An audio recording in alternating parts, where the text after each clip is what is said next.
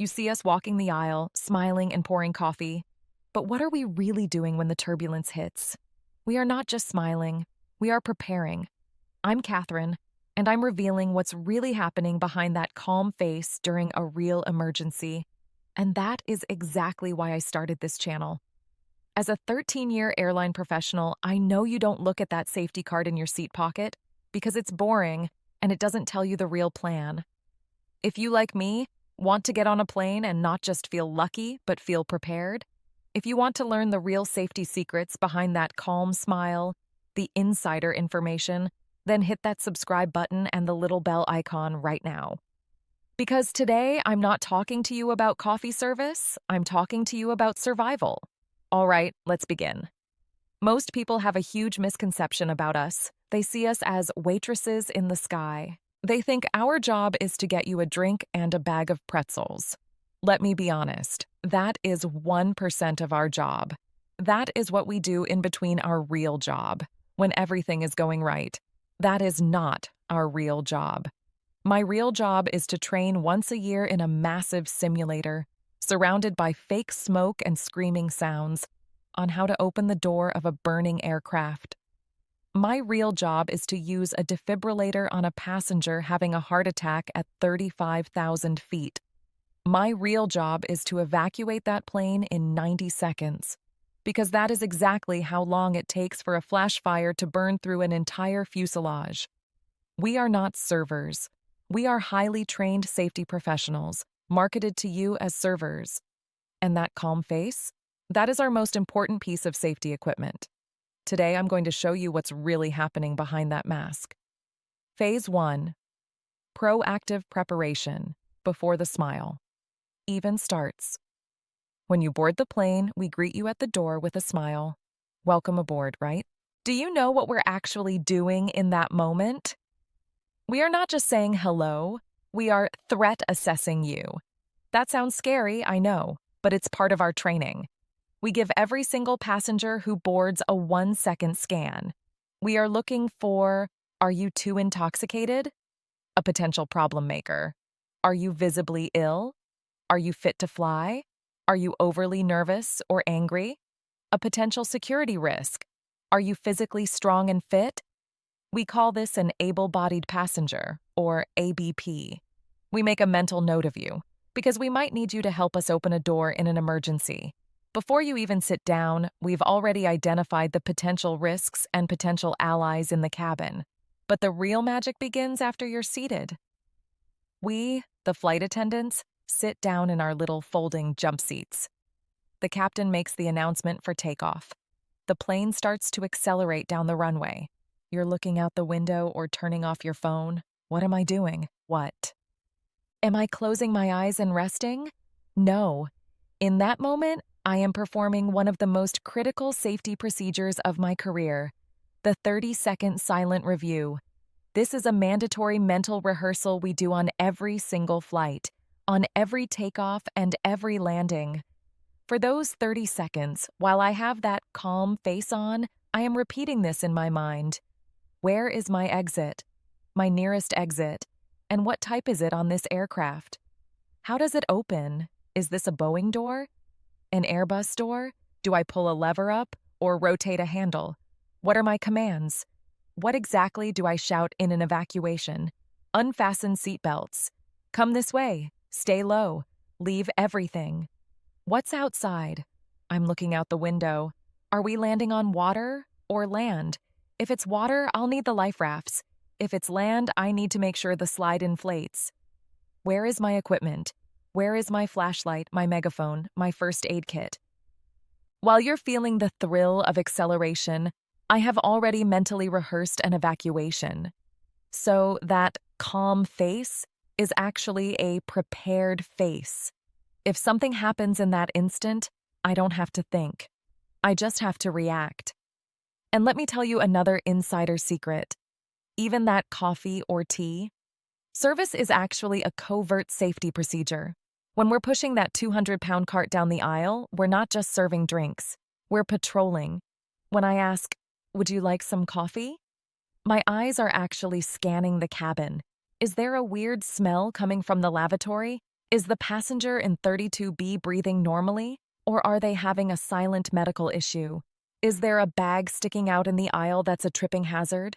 While I'm serving with that calm face, I'm actually conducting constant anomaly detection.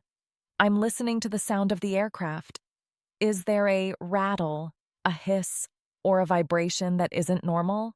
The service is our way of taking the pulse of the cabin.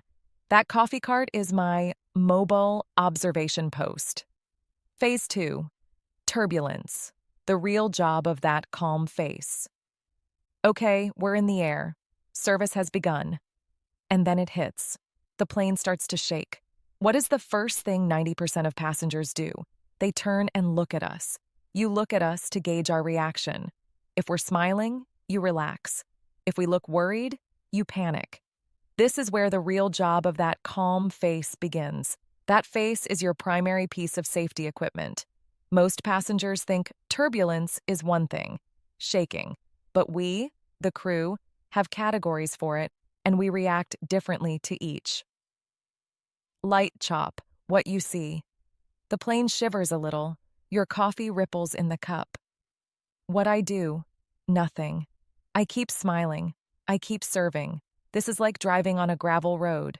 It's normal. That calm face is genuine because there's nothing to worry about. Moderate turbulence. What you see. The plane really shakes. A few people might say, whoa. What I do. This is where it changes. We get an announcement from the captain or the lead attendant tells us, stop the service. My smile freezes. That calm face is now a procedural face. What is my first job? Your safety? No. My own why. Because if I end up on the ceiling of the aircraft with a 200-pound service cart, I am no help to anyone. Watch what we do. We move fast, but not in a panic. We take that heavy cart, we hit the brakes, and we lock it. We lock all the hot coffee pots in place. And we immediately sit down in the nearest seat, even a passenger seat if we can't get to our jump seat, and buckle up. Our face is still calm, but our eyes are scanning. We scan the cabin. Is anyone standing? Is anyone in the lavatory? Is anyone unbuckled? We will say, calmly but loudly, please return to your seat and fasten your seatbelt. At that moment, it's not a request. It's an order. Severe turbulence. What you see. It feels like the plane is dropping. People might scream. Overhead bins might pop open. What I do. This has happened maybe twice in my 13-year career. In that moment, procedure is over and instinct begins. We get one announcement from the captain. Flight attendants, be seated. Immediately, we throw the cart. I'm serious. We shove it, let it hit whatever it hits, and we throw ourselves into the nearest seat. And the calm face? You won't see calm on my face. You will see concentration, because in that moment, I'm hanging on by my seatbelt, just like you. But with one difference, I am still at work. My ear is listening for that special chime from the flight deck. In an emergency, the captain calls us. My eyes are checking the integrity of the aircraft, wings, engines. I'm scanning for any smoke or damage in the cabin. My calm in that moment is the only thing stopping a wave of mass panic from sweeping over 200 people. If we panic, you freak out. And a panicked cabin is more dangerous than an emergency itself. Phase 3. Decompression. The oxygen mask moment. This is the one everyone sees in the movies and fears the most. Suddenly, those little yellow masks drop from the ceiling. What the passenger does. The mistake.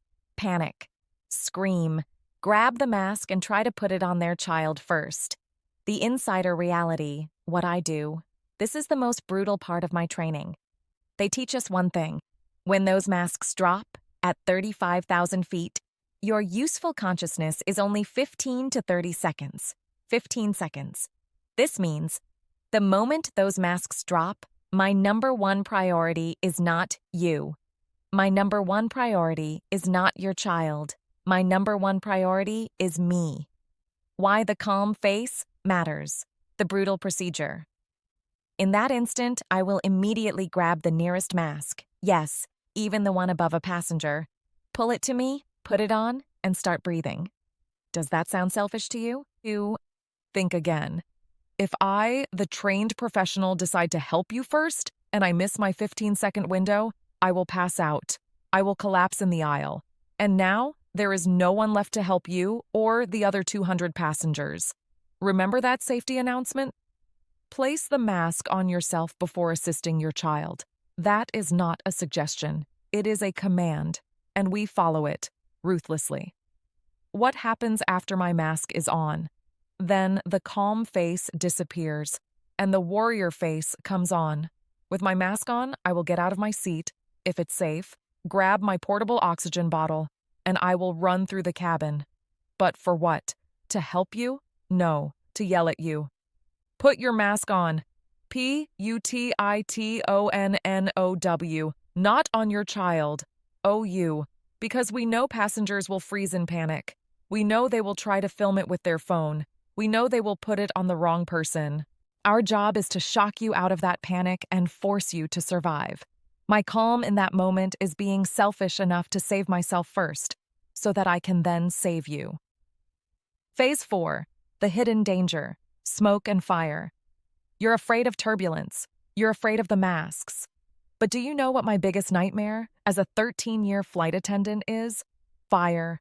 A fire in a metal tube at 35,000 feet with nowhere to go. That is more dangerous than turbulence or decompression. What you see. Maybe a faint smell of smoke from the lavatory. Maybe that weird burning plastic smell from someone's bag. A lithium-ion battery fire. What I do, the calm face in action. In that moment, I drop the service cart. I drop the smile, and you will see me move with a speed and focus you have never seen before. But I will not panic. We call it the fire triangle. To kill a fire, you have to remove one of its 3 components: heat, oxygen, or fuel. In that moment, we become detectives. What's the smell? Electrical? Paper? Plastic? I will put on fire gloves and use the back of my hand, never the palm, to feel a lavatory door or an overhead bin. Is it hot? If an overhead bin is hot, I will never just fling it open, because the rush of oxygen will turn that fire into a fireball. What do? One of us notifies the flight deck. The plane begins an immediate descent to the nearest airport. The other one grabs the halon fire extinguisher, and we crack that bin just 1 inch, stick the nozzle inside, and spray. If it's a battery fire, a laptop or phone, it's even more serious. You will see us grab our special fireproof containment bag. We dump that burning device into the bag and seal it. Why are we calm? Because can you imagine if I ran through the cabin screaming, "Fire"? 200 passengers would instantly panic. They would stampede to the back of the plane. That stampede would shift the plane's center of gravity and create a situation more dangerous than the fire itself. That calm face, that methodical, trained response, is the only thing stopping you from panicking and making the situation worse. Phase 5. The last resort. The brace and evacuation. This is the most unlikely scenario. The engines fail, the landing gear won't come down, or we have to make an emergency landing, on water or land. What you see, the captain announces, "Flight attendants brace for impact." What I do, the calm face transforms. In that moment, calm Catherine is gone. "Commander, Catherine is here." In that moment, the words "please" and "if you don't mind" are gone from my vocabulary. I will run down the aisle and I will scream at the top of my lungs, "Brace! Brace! Brace! Heads down, stay down, heads down, stay down." Why is this so aggressive? Why are we shouting? We call it positive panic, or the command voice. We are trained to do this, because in that moment, you are in the most terrifying moment of your life. Your brain has frozen in fear. If I come up to you and say politely, "Excuse me, sir, would you mind putting your head between your knees?" You won't even hear me. I need that voice, that adrenaline-filled guttural command voice, to shock you out of that fear paralysis. My shouting is the command that cuts through the terror and tells your brain to act. I am yelling at you because I am trying to save your life. After impact, the 90-second rule. The plane has stopped. Maybe there's smoke in the cabin. What is my job? To open my door and yell, "Get out"? No. First, I stop. I look out that tiny window on my door. Why? Because there could be a fire outside. Because the engine could still be running. Because the wing could be broken. If I panic and open that door and I evacuate you directly into a pool of burning jet fuel, I haven't saved you. I have murdered you. I look outside. Is it clear? YES. Did the slide inflate? YES. Then I start screaming again. Unfasten seatbelts. Leave everything. Come this way. Why do we scream, leave everything? Because we know that even 45-plus logical travelers will, in that moment, stop to grab their laptop bag or passport. That bag will puncture the evacuation slide. That bag will block the aisle. And those 3 seconds you stop mean the 10 people behind you might burn to death. Our job is to get that plane empty in 90 seconds. My not calm face in that moment, my shouting, is the height of my professionalism. It is 13 years of training, all focused into one single moment. So yes, you see us walking the aisle, smiling and pouring coffee. That is 99.9% of the job. But that calm face is not just a customer service smile. It is the face of a professional who does a 30-second silent review on every takeoff. It is the shield that stops the panic of 200 people during turbulence. It is the face of someone trained to be selfish enough to put their own mask on first, so they can then save you. It is the face of a detective, methodically hunting for a fire. And, when it needs to be, it is the face of a commander who will shout at you to save your life. We are not waitresses in the V-sky. We are safety professionals in a server's uniform. I hope you never need to see this side of us, but now you know.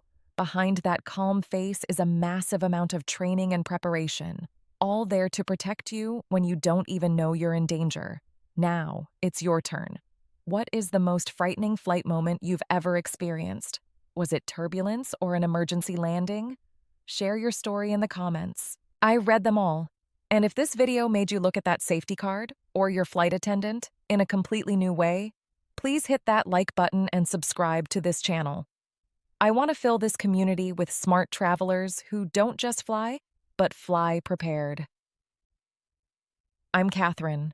Thank you for watching, and now that you know what we do in an emergency, in my next video, I'm going to tell you what you should do. I'm revealing the 5 germiest places on a plane and why number 1 isn't the bathroom. You'll want to watch this before you ever wrap yourself in that blanket again. Safe and prepared travels.